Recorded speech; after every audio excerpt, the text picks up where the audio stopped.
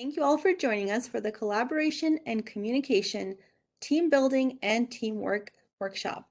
Joining us today are Jonathan Osborne, business litigator, shareholder, and co-chair of White Collar Criminal Defense and Internal Investigations at Gunster Law Firm, Nicholas Fair, principal at EEF Homes, and Constance Brooks, Vice Chancellor of Public Affairs and Advancement at Nevada System of Higher Education.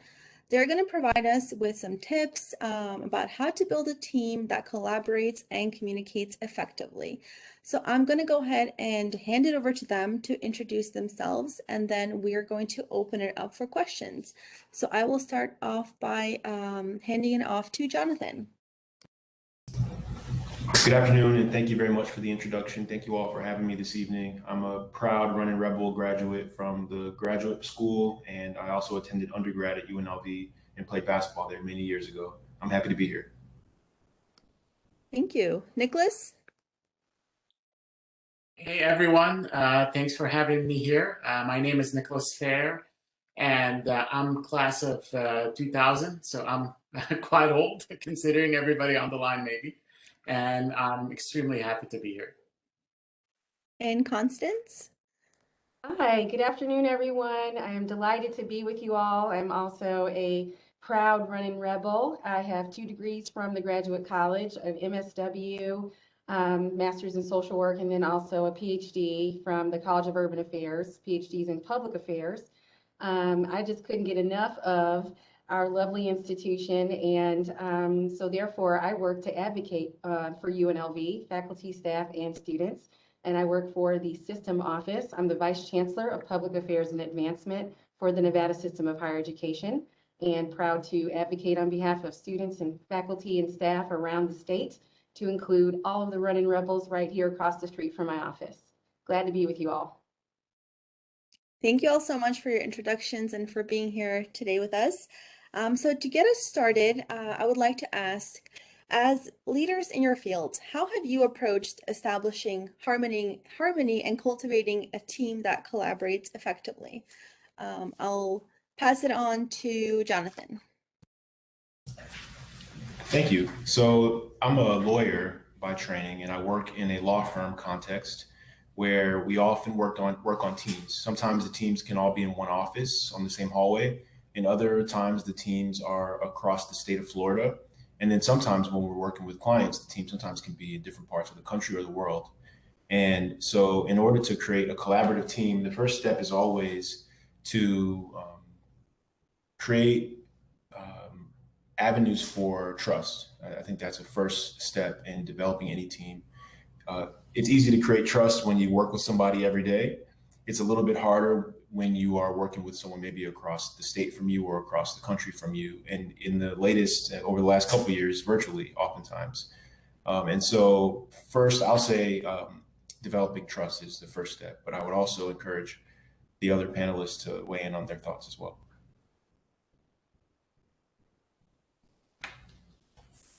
Well, thank you, Jonathan. I guess I would add to that, I think trust is absolutely foundational, but it also helps to create, I think, avenues for fluid communication. And so especially, I think we've all understood how valuable communication is, especially in the workplace over the last 19 months or so.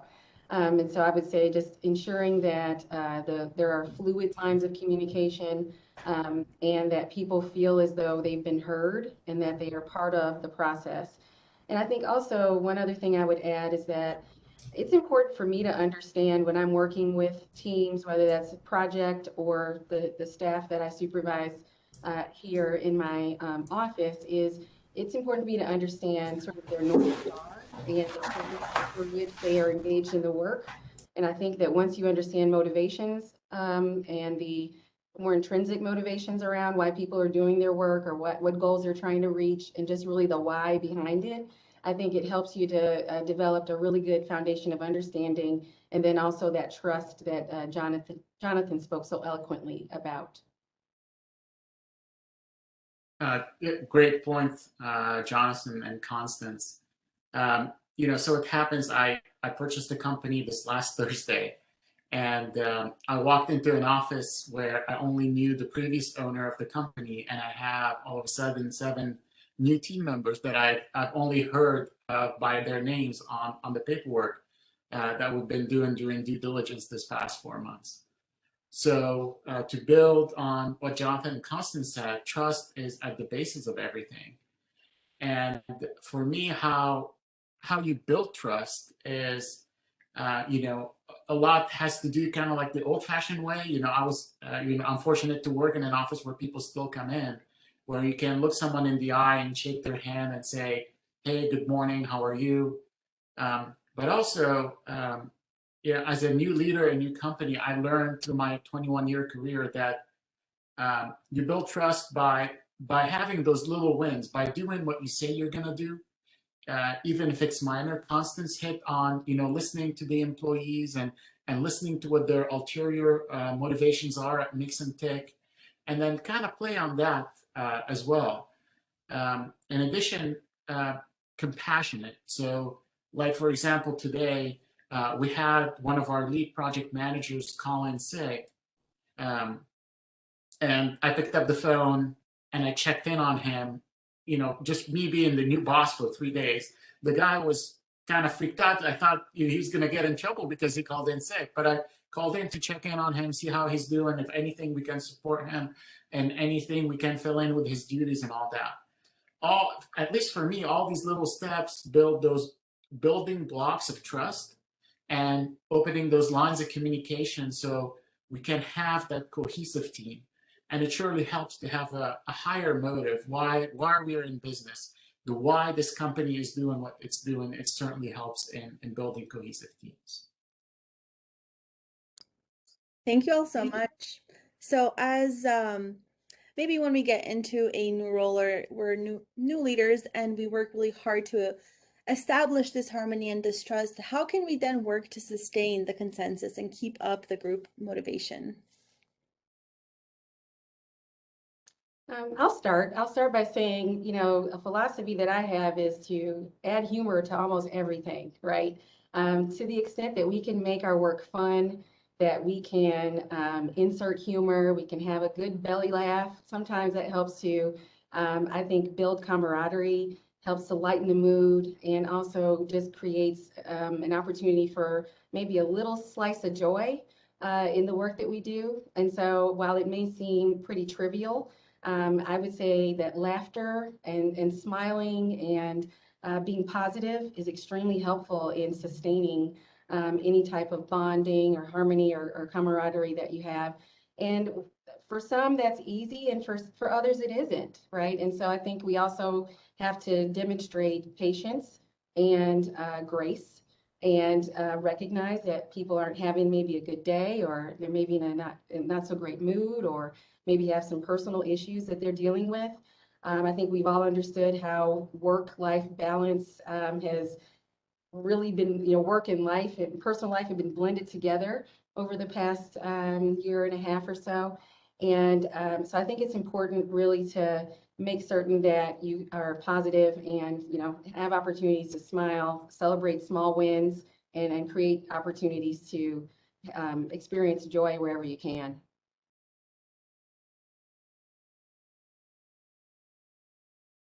Great points, Constance. For me, it's creating a safe space for your team members to express their thoughts, their opinions without fear of repercussions. You can have a sense of harmony, but then you walk out of a meeting and then there's side notes in the hallways of people not being in consensus of what just happened in a meeting room. To building on the trust and having people speak their mind, what they think, what they feel, and give the opportunity to dissent. I've been wrong so many times, and I'm glad that there were team members sitting there with me, calling me out on it, and we had such a stronger consensus of acknowledging those team members and acknowledging that I was wrong, and course correcting in the way. To me, is creating that safe space and everybody expressing their thoughts and leaving all ranks and all hierarchy at the door. We're all in this together. What we can do to advance our cause. That's what it is for me.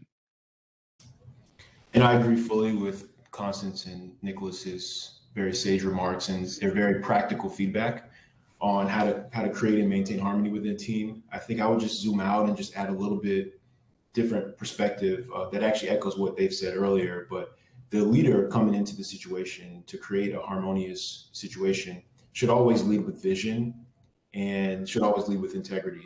And then another way to maintain harmony, even when you're not able to reach agreement, is when you have deep relationships and mentor relationships. And so mentorship should be modeled from the top. But I think in any organization that is going to be thriving, mentorship should also be modeled at every level. So every person can be a mentor and every person can be a mentee.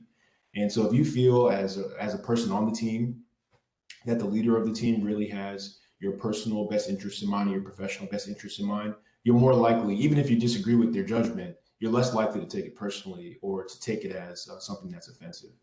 And I've also found in my own career that to the extent, even when I was very junior, that I had mentors and was mentoring people that were coming behind me, I felt always like I was finding fulfillment, even when my day-to-day job was not as joyful as maybe I had wished or had hoped. Great, thank you all so much. So some of the key things I hear is make work fun, bring joy to the organization, but also demonstrate patience and grace when you recognize others are having a bad day. Create a safe space for our team members to express their thoughts without fear, and lastly, lead with vision and integrity, and provide mentorship to your team members and model the behaviors that you want to maintain. So to kind of go off with this question, when we do recognize that there are conflicts and disagreements among our team, how have you in the past gone about addressing those?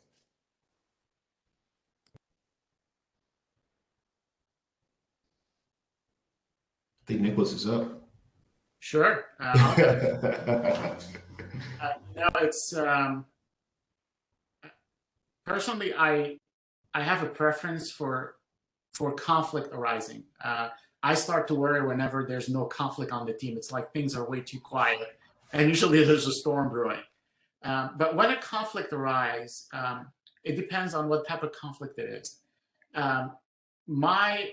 My philosophy is always focusing on the problem, not the person, and asking open-ended question, not who did this and what did you do, and taking that personal connotation out. And I tell my team members, let's be hard on the problem, not hard on the people. Let's focus on what the problem is.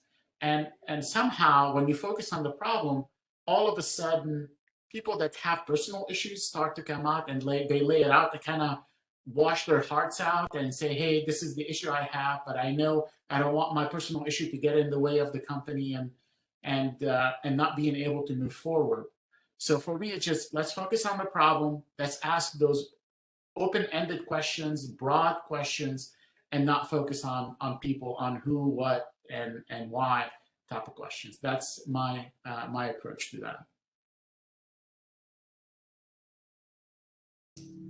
Excellent remarks, Nicholas. I wholeheartedly agree. I think I'd like to offer, there's a sort of an adage that I use when it comes to dealing with conflict, especially at work, and that is seek to understand than to be understood. And that actually comes from Stephen Covey, who is the author of the 7 Habits of Highly Successful People, Habits of Highly Successful Leaders, etc. And really what that means, seek to understand versus being understood, is that I think a lot of times we in conflict really work such that others get our point of view. Like we just are really committed to our position and also want to make sure that everyone else gets it. Well, I think that oftentimes what happens in conflict is that overrides our ability to truly understand the issue and understand the conflict, and also understand what's motivating the person we're having conflict with, right? And so I think that if we can work toward understanding where folks are coming from, and then apply that understanding to the issue at hand, in my view and in my experience, it's proved to be quite successful.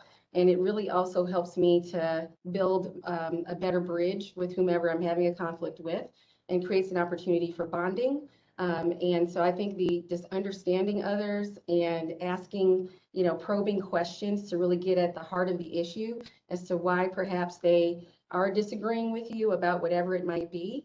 It's really helpful. And then I also think that it helps people to sort of back down and maybe be a bit more calm, because they are recognizing that you're invested in their position, invested in their thoughts, and that you're really trying to understand where they're coming from.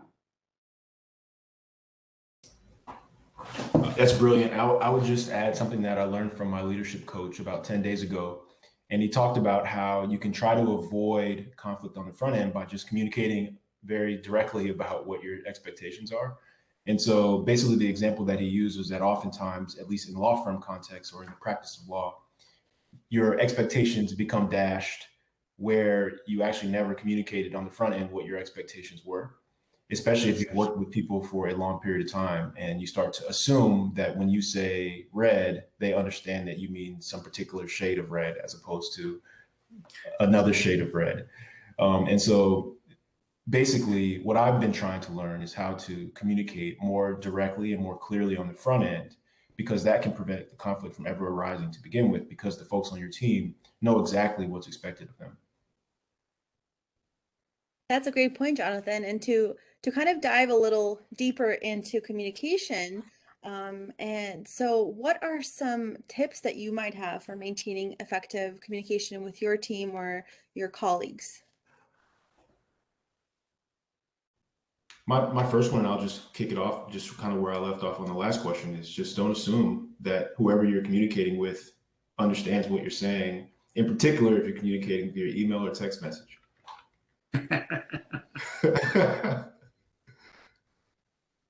I agree with you. I'm sorry. Go ahead, Jonathan.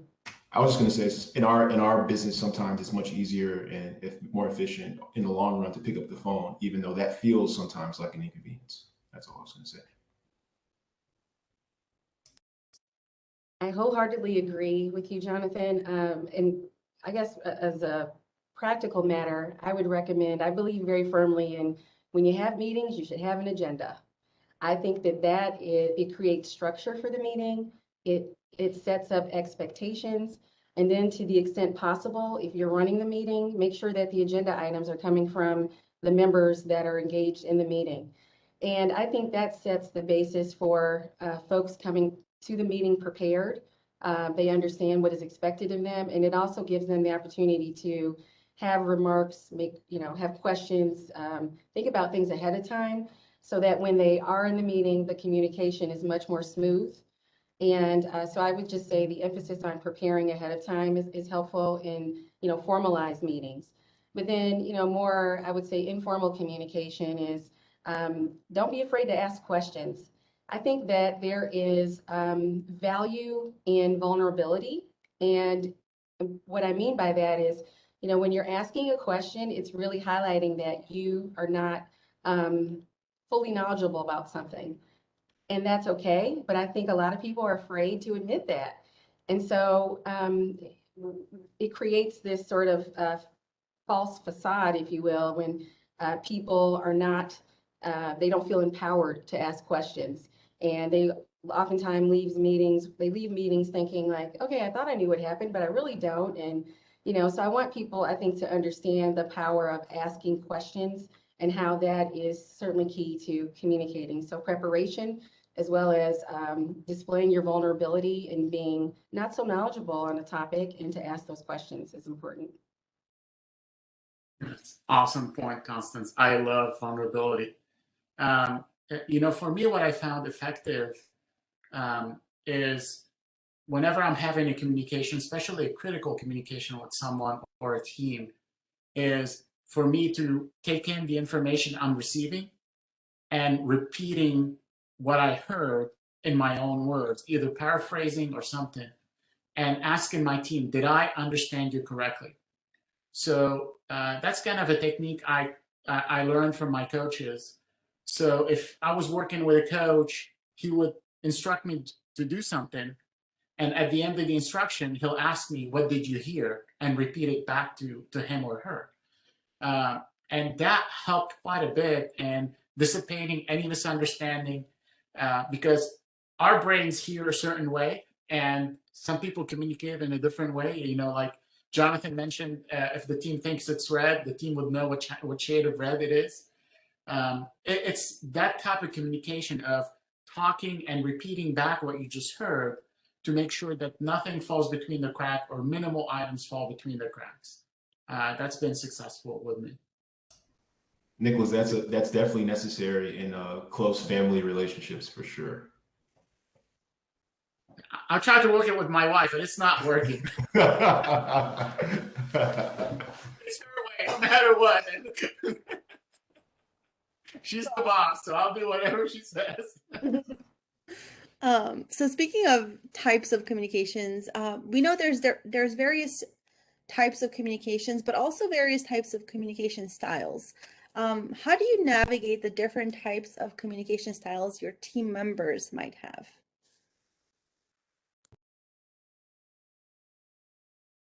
Constance? Go ahead, Nicholas. No, you go ahead. For me, it's understanding the personality of each person you're communicating with. Before we did a project or started off a team, all my team members, including myself, we took a personality assessment test. And we sat down all together in a room and we understood what makes us tick, what type of communication we like. For example, for me, I always appreciate direct communication, straight to the point, and you won't hurt my feeling if you're direct with me. So understanding what people are and what makes them tick. A lot of people would like to hear about your family, their family, and kind of massaging into a conversation before you get into the conversation and they actually engage in a type of communication. Some others, it's always, sugar wrap everything and present it with bows and lollipops and present them the communication to them because that's the way they get it. So it depends on the people that you're working with and what waves that they're tuned in for them to receive that communication. So it's a lot about understanding what people are and being cognizant of yourself. Know thyself first and know what you are and how you communicate. A lot of times the feedback I get from my team that my communication is almost way too straight to the point and way too abrasive. But for me, that's me, that's myself. So with the years and with a lot of practice, I became cognizant of myself. And before I say, hey, I'm going to be direct here. So prepare people for your directness and not surprise them with it. And a lot of times I ask for permission if I can give feedback to someone versus just giving them feedback. These are the different things that work with me. Excellent points, Nicholas. I couldn't agree more with you. And I think one way that I think is very direct, picking up on what you're speaking to, Nicholas, about being direct, but also warning people about it is, directly asking your team members, what is the communication style that you prefer? How do you like to receive information? Are you interested more in emails? There's some people who just live and die by email. That's the best way to reach them. Others live and die by text.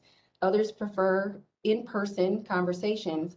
And so as a team leader, I think it is incumbent upon the leader to understand what works best and then to tailor your communication style to meet the needs of your team members. But then I think second to that, and even probably more important, is to find out what communication styles they don't like.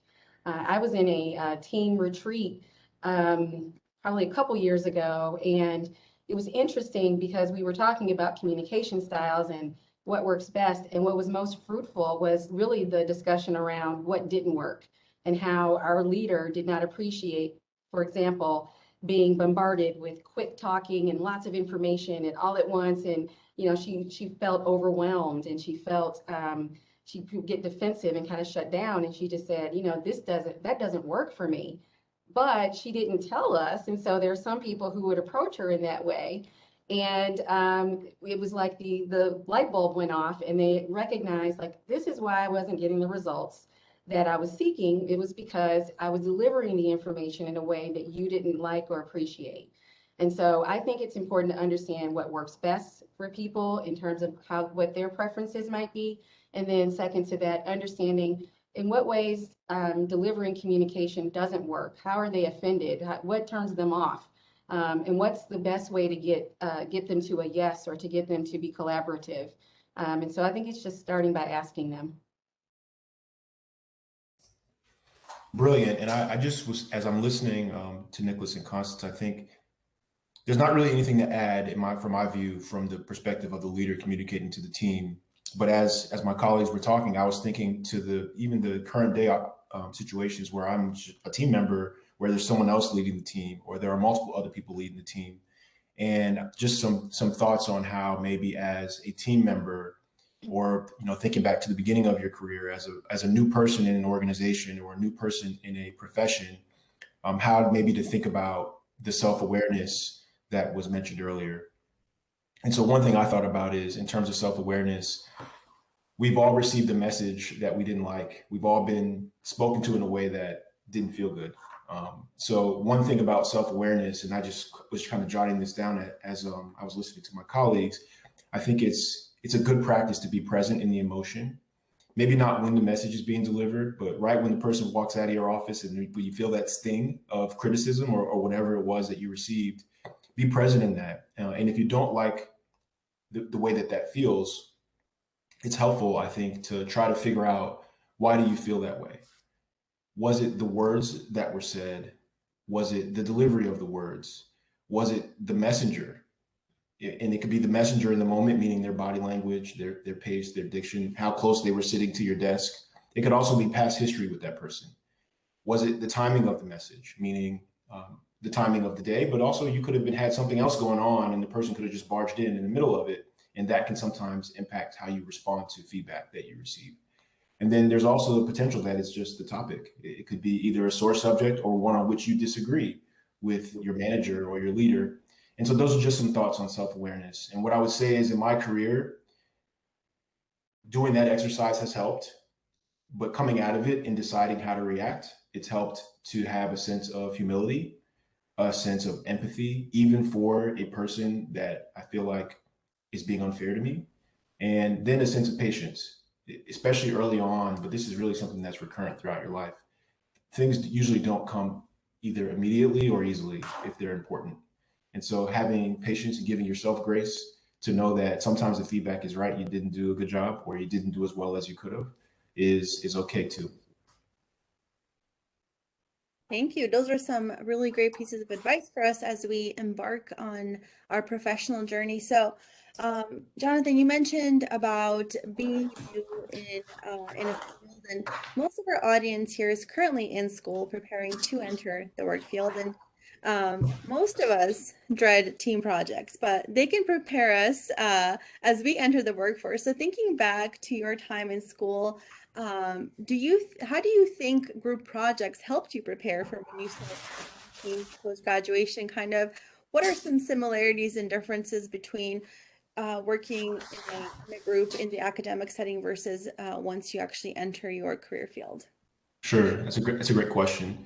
So I did a master's degree at UNLV before going to law school. And so there was a period of years from college to grad school to law school where I was in school for a long time consecutively.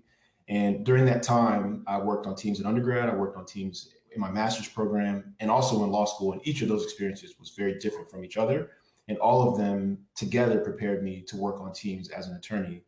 And so there's a lot in that I could probably think about, but I just would say that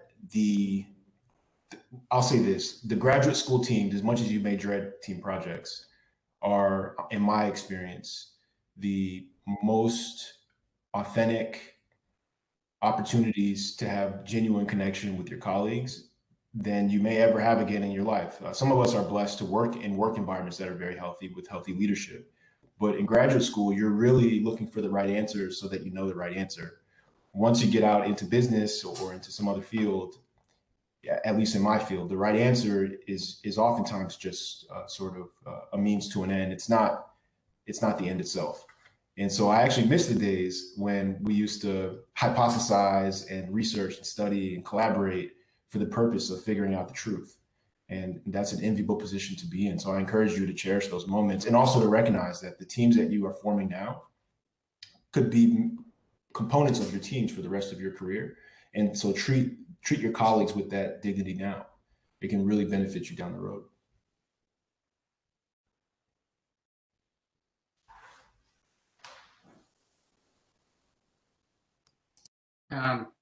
I'll go. I went to the engineering school, and I felt fortunate that I was part of a lot of teams during that degree. We were part of the American Society of Mechanical Engineers, and we had to build. And if you go to the engineering school, I don't know if they still have it, but a bicycle that is very aerodynamic, and you have to race it for 24 hours. And this was my first year in engineering school. You talk about learning about teamwork. My best buddy in college, we really didn't want to do the work. We just wanted to go to Berkeley and go have fun. But that was a great experience of learning how to be called out on something. My friend and I were called out. It's like, you guys are not pulling your weight. You're not participating in the team, and you're here to just have fun. Do you want to be part of this, and quite frankly, we're going to ask you to step out of it. So truly, that was a call to action by the team leader, and really we snapped out of it and rolled up our sleeves and really helped out the team in that. We ended up second with the race in Berkeley that year, but truly that was my first lesson on how to be approached when someone is not pulling their weight, which was me, and be called out in a manner where it was very engaging. That team leader was very inviting and very open and leaving that space, and it happened in such a non-conflict way. And fast forward, we're doing our final projects. We spend the year working with the same team working on final engineering projects and doing presentations to the board. And you run into these situations where people are overworked and people are not pulling their weight. But it's truly about understanding team dynamics and understanding what to delegate and how to, I think Jonathan brought up integrity and how to do what you say you're going to do, and then keep the team cohesive and doing all that. So I was very fortunate to experience a lot of team dynamics working in college and working on multiple projects together and to kind of hone in those skills. Well, I'm grateful to hear the graduate experiences that you both had, Jonathan and Nicholas, with team projects was very positive, and that you benefited from it, because that was my experience as well. And I think for me, the starkest contrast between group work as a student versus group work as a professional, for me, boils down to the just one word: competition. Professionally, when you're working on a group project, and I'll just say that this was in the private sector where I experienced the most, I would say, viciousness when it comes to competitiveness. And it was quite shocking for me, to be quite honest. I didn't expect that there would be, folks willing to step all over you or to sort of diminish your value in order to elevate theirs. And I know we've been talking a lot about positive things, but I also want to just, interject this element of reality, and that is, group projects oftentimes do create this arena for competitiveness.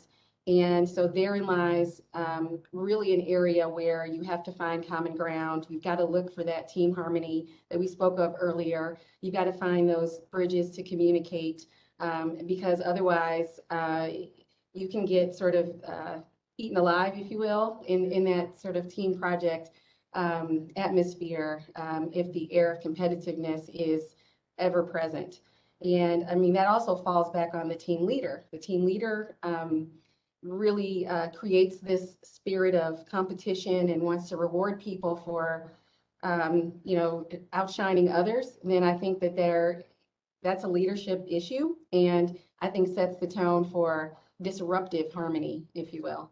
And so I just think that folks need to continue to try to bridge those differences that we spoke of earlier. And I think that just creates an opportunity for people to work together, and Nicholas, as you said, to be more cohesive. Thank you all. And for all of you working on a group project right now, it will pay off and will help you as you begin to navigate the professional world. It looks like we have a question in the chat here, and someone asked, how can someone communicate tactfully with a colleague who is rude?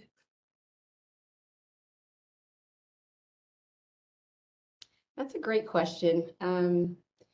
I would start by saying, going back to the adage that I mentioned earlier, is to understand what they're trying to say and ask some questions. And then, depending upon the relationship you have with this person, I think it's incumbent upon you as an individual to speak to what you're going to tolerate in terms of them being rude or not. And that's difficult to do, especially if you're new to the organization or new to leadership. It's kind of hard to sort of speak up for yourself. But as my father would always say, sometimes you have to teach people how to treat you. And sometimes you have to say, I know you just met me, but the way we're communicating doesn't really work for me. And what I would appreciate is if you did this, or maybe if you could help me understand what you're after, then perhaps we can figure out how to work together. But I think it's important for folks to stand up for themselves, to not be doormats, and also recognize that some people are not self-aware. We spoke of self-awareness earlier. Some folks just aren't self-aware in terms of how they deliver information. And you just may be the person that helps them to come across better to others, to be more effective in their communication. And so I just encourage people to be bold, be courageous, and stand up for themselves, but in a very diplomatic way.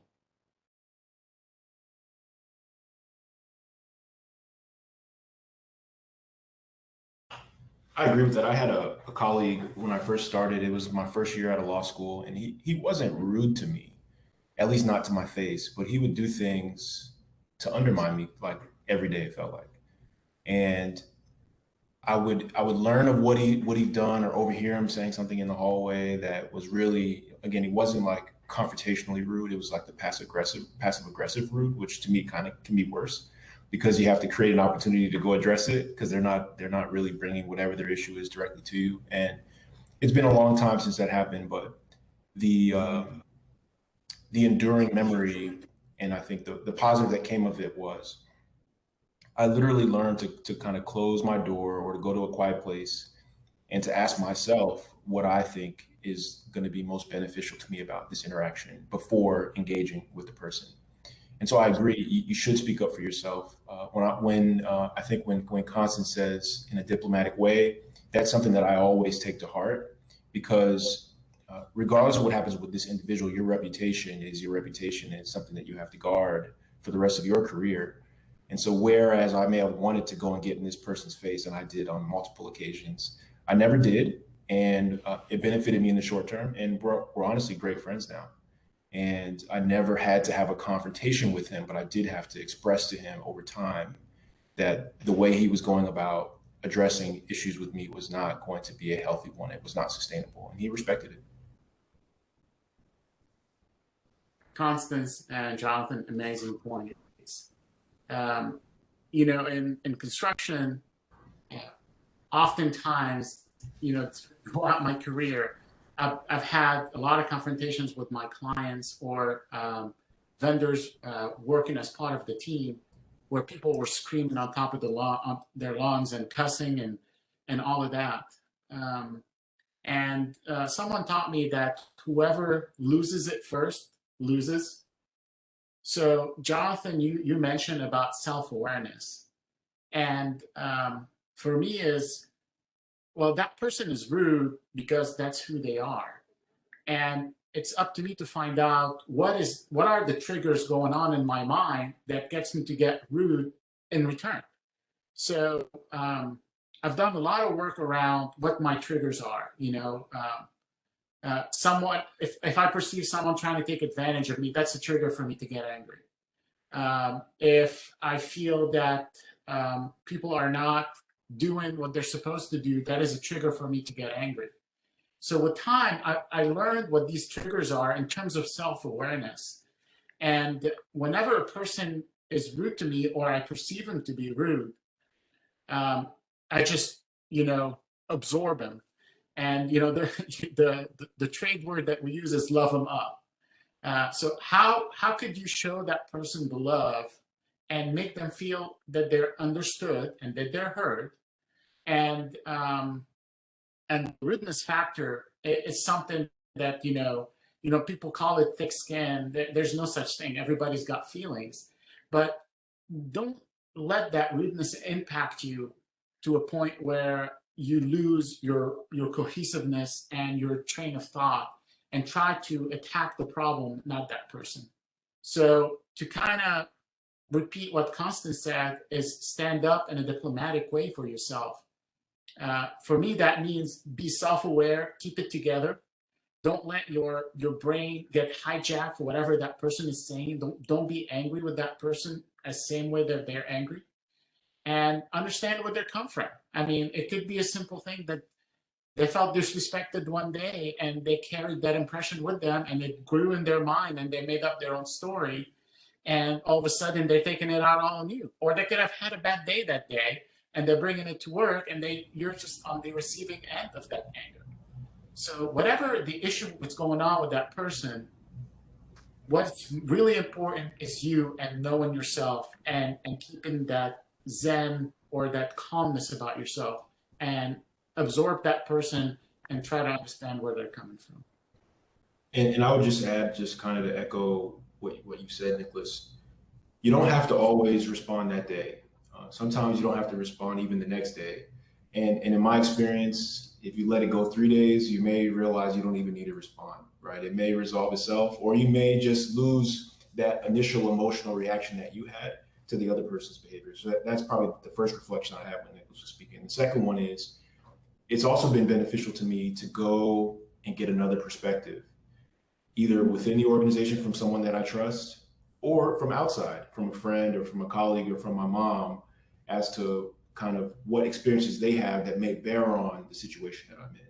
Sometimes when you're dealing with a difficult personality, it can feel like you're the only person that's ever dealt with this, but you're not. Someone else in your cohort has seen something similar, and they may just have some words of wisdom to help inform how you approach responding to this person and communicating your true message to them.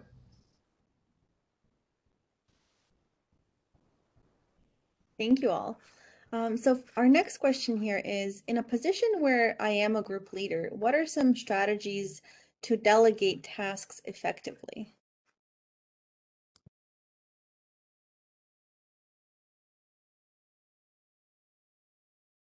Well, I'll go first again. I think it goes back to understanding your team members, but another layer of that would be to understand their skills and talents and what assets they bring to the team. I think that the greatest team is where you have a team where the strengths are very complementary and the weaknesses are very different and they're dispersed among the team. Because then I think everyone has an opportunity to allow for their talents and their natural assets to be value add to the project, to the group, and really to promote unity with the group members.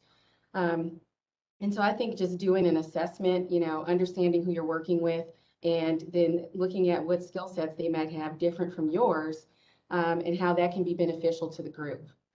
For me, I am terrible with like Excel spreadsheets, things like that. So, when I hear that I have a colleague or a team member who can, just go crazy with that kind of stuff, I'm always like, wow, that's great. I'm always highlighting that this is a person that's really great in these types of, spreadsheets and analytics. And I think it also gives you an opportunity to compliment your team member, to lift them up and to allow their what they may perceive as nerdy or maybe not a value add, it really gives them an opportunity to shine. And so I would say just understanding the skill sets, the assets that people bring to the table.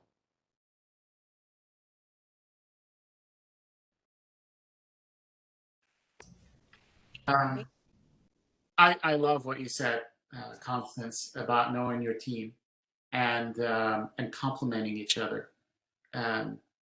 So there's a difference for me between a master delegator and a taskmaster. You have a lot of team leaders that just give tasks to people and they give them a deadline. And when the deadline passes, they just jump them and say, hey, where's my stuff? I expected it by this date. So as a team leader, always inspect what you expect. So if you delegate a task to someone and there's a certain expectation that comes with it, just do your management by walking around. Don't wait till the due date of that task or that delegation is due to find out that whoever you gave it to had questions or didn't know what they're doing or needed support or needed resources. As that task is assigned and delegated, check in with that team member on, a couple hours later. Hey, I just gave you that task. What did you understand? What did you hear me say? Or you got this email. Do you have any questions? And make it a point, even though they say, oh yeah, I'm good, just checking in with them. Hey, what are you doing? How are you progressing? Are you encountering any obstacles in the way? What is your plan of accomplishing it? So always check in with the team member. I think Jonathan mentioned about mentoring and coaching earlier in this panel. And that's what it is. It's an opportunity for the team leader to mentor and coach that person in terms of having that active debate and checking in. So that way, the goal is getting the project done as a team leader and checking in with your team and making sure that they're going through the finish line and they're successful and they feel supported. I agree. So then how do you hold your team accountable and ensure that they are participating and doing their part in the tasks that they're responsible for? I think the best way is to do what Nicholas was just describing, which is to view your role as manager as really a leadership role, where if you are either you either hire someone to join your team, or you're blessed to have someone join your team that someone else hired, if you really invest in them and view them as an asset, and you want to help them develop both professionally as well as personally, then you have to still learn the skills, but I think it will come naturally to you to want to be not necessarily over top of them, looking over them, but next to them, maybe a couple steps behind if they need some assistance. And that'll play out differently in different organizations, and I think at different stages of your career. But it has benefited me to have people in management who were really leaders in their approach, and where I felt comfortable asking questions, where I felt comfortable getting constructive feedback, and also, honestly, where I felt comfortable asking for more responsibility and to be challenged more.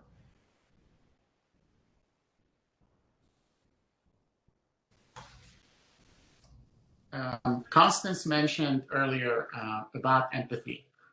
And, a lot of people think accountability is a bad word. And to me, accountability is a different form of love. So when holding a person accountable is not, calling them out is part of it, but it's not all of it. Holding the person accountable is trying to understand who that person is and how to approach them and see if they're not holding their weight in the team, taking them on the side and kind of asking those questions. Hey, I noticed this. I could be wrong, but I noticed that you're not pulling your weight on the team, and here's why.